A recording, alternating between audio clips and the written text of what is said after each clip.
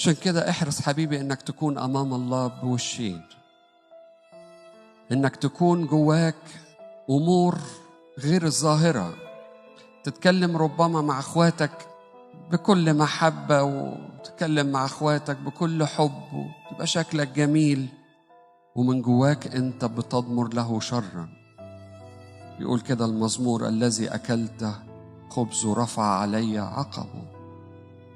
انك تكون بتتعامل مع الناس بوشين، بتسلم عليه، تكلمه كلام حلو منمق، لكن قلبك بيكون بيدبر امور، بيدبر مكايد. قلبك مش نقي، قلبك مش صافي.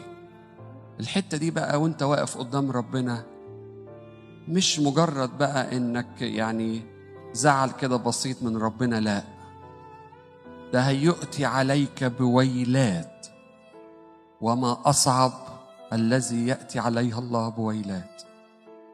هتلاقوا كلمة الويل يا أحبة في الكتاب المقدس لم تتكرر كثيرا، لأنها صعبة، لأن الويل صعب، وخاصة لما يبقى الويل جاي من الله. يعني كأن الله قلبه مجروح جامد جدا من هذا الشخص، وهو الشخص الذي يكون داخله غير خارجه.